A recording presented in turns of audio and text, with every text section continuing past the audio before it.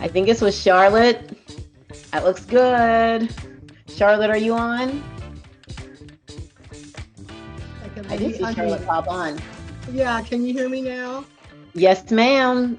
Tell Okay, us so about what you cooked here. It looks I sort of amazing. I didn't follow directions on it. I apologize. We're Oh, supposed to you're do a whole fine. plate, but yeah, this is just a really easy stir fry. It's peppers, onions, mushrooms, and I think that's chicken.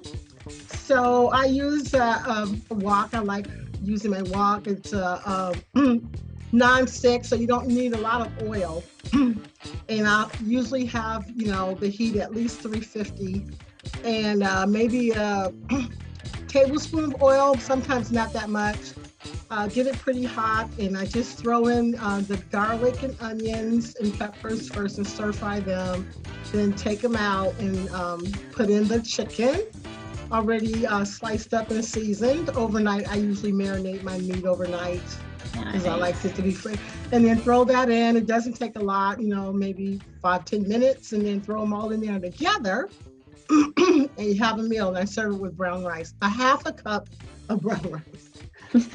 Very good. This looks amazing. That's It one of is. my favorite ways to put together an easy meal. As a matter of fact, we had some frozen chicken in the refrigerator I had already prepped, and we had gotten home from traveling, and I pulled out some colored peppers, some broccoli, some onions, Yes, yes, sauteed and threw the chicken in that it was already I'd already like it was already like a teriyaki type flavored seasoned chicken yes. and So made a easy stir and fry like quick. this. Yep. Yeah. Super easy.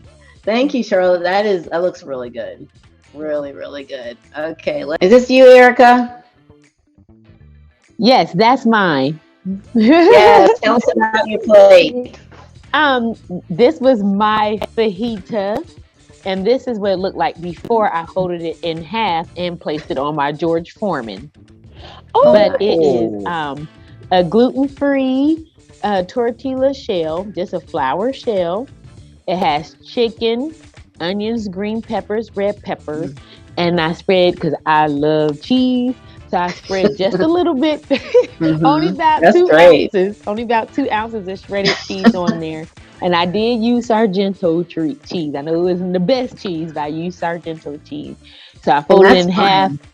Yeah. Yeah, my George Foreman, and then I cut it in half and I dipped it in my salsa to eat.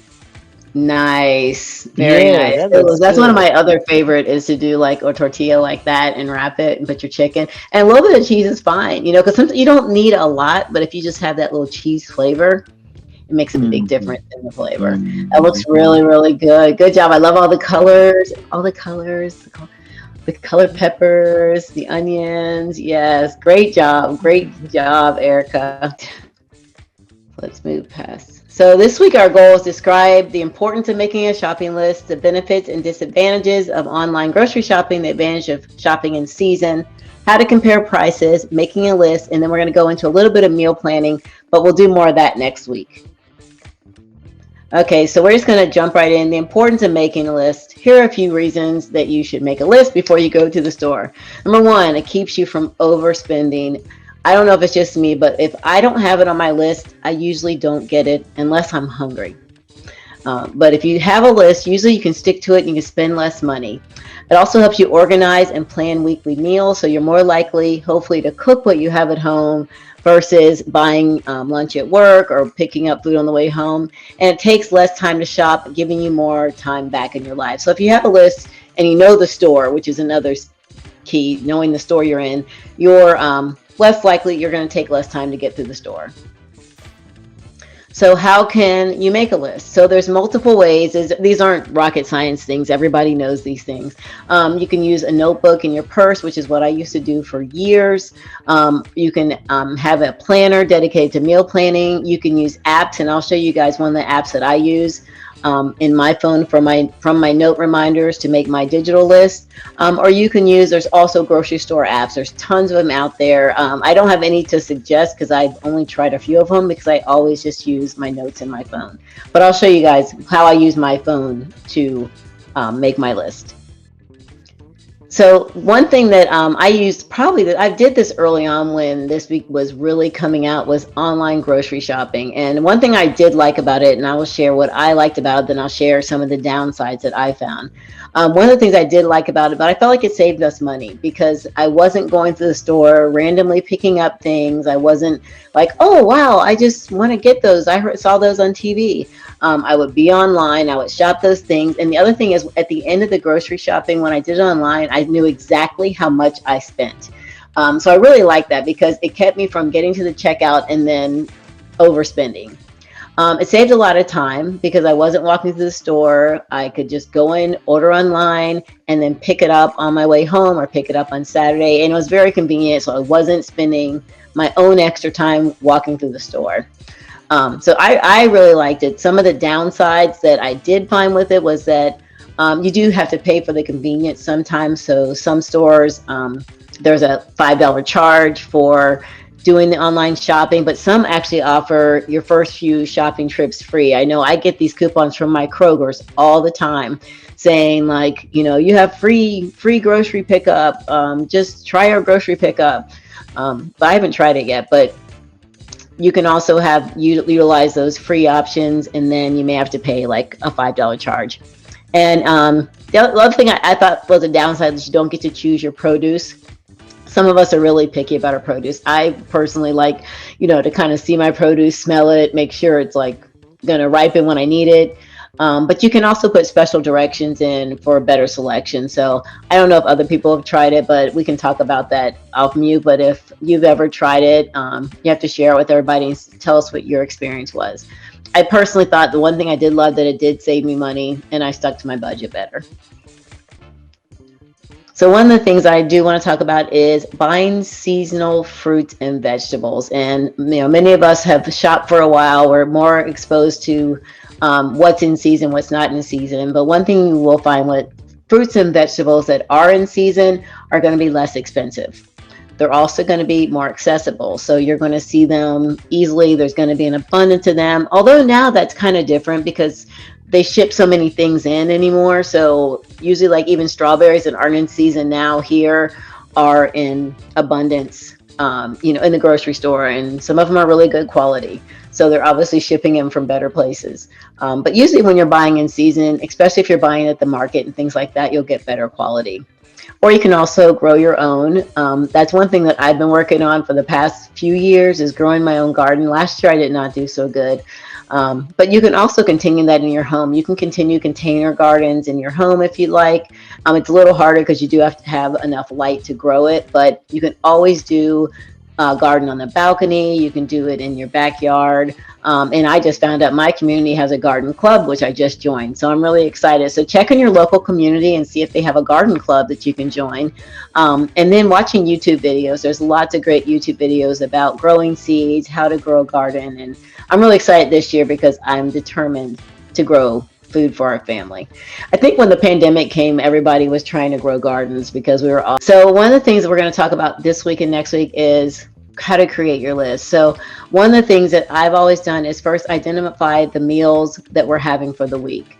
And that's when I make my list from. So I'll determine like this week we were out of town, so we didn't really go to the grocery store, but I had salmon in the freezer. I had frozen some teriyaki chicken. And then we are grilling chicken. So those will be our proteins for the week. And the next thing I'll do is I'll check my refrigerator or my pantry before I even go to the store because I was infamous for years for duplicating so many things. I would get black beans. I'd have like a pantry full of black beans and I would buy them anyway because I didn't know if I had them in the pantry or not. So just check your refrigerator, check your pantry and see what you already have because that will cut back on what you have to spend.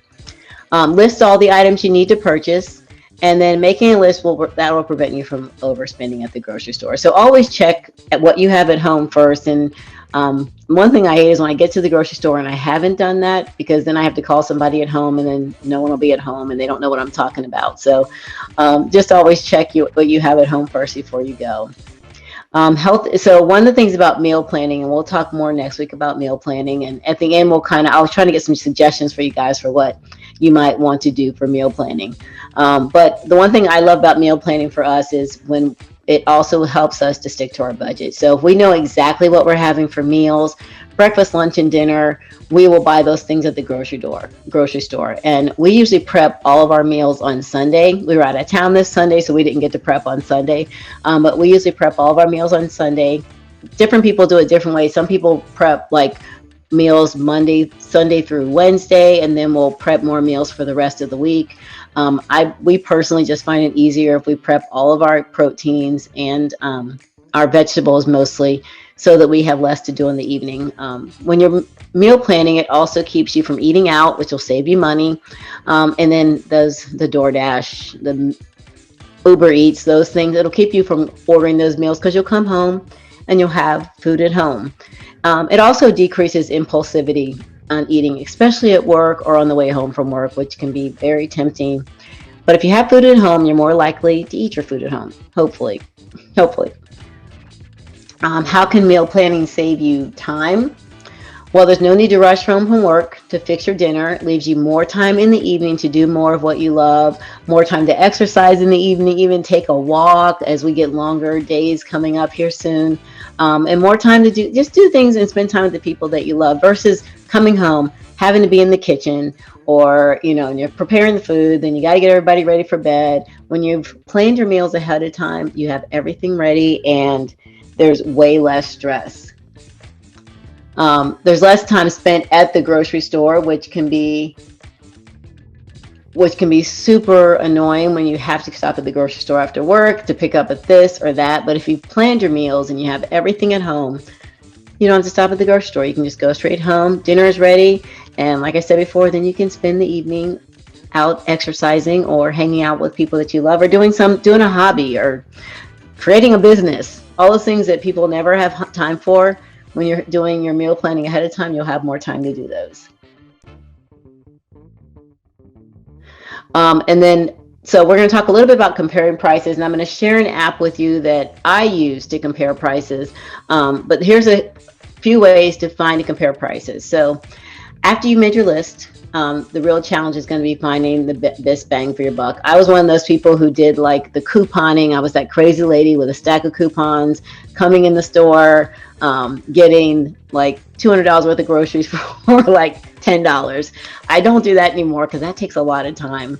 But here's a couple things that can be helpful. So look at the unit price. So the unit price will tell you the price of the product in ounces per pound. So you may have a smaller box or a bigger box, but when you look at the units per ounce, the cost per ounce, that'll determine the best value. So sometimes the bigger box might not be the better value. Maybe the smaller box is. And I'll show a picture of that. Many of you have seen it. I don't think I really paid attention to it until maybe 5 or 6 years ago. Really started to look at the unit price to see if I was getting the best bang for my buck. So if you look at the unit price, you compare the price of different size packages and different brands to find the best deal. Buying a food with a lower price per unit will help you save money and stretch your food dollars. Another way to save is sometimes buying frozen versus fresh, or vice versa. One may be cheaper than the other, but if you're going to buy, something that you're going to waste, like sometimes I'll buy a vegetable fresh and then I don't cook it and then I throw it away. So there's some things I'll buy frozen because I know that it's something that I may not use quickly. And then after a few minutes in the grocery store, you may see that it's not worth it to go through all that, and you may just need to buy what's most convenient for you. But just look at the differences. Sometimes the frozen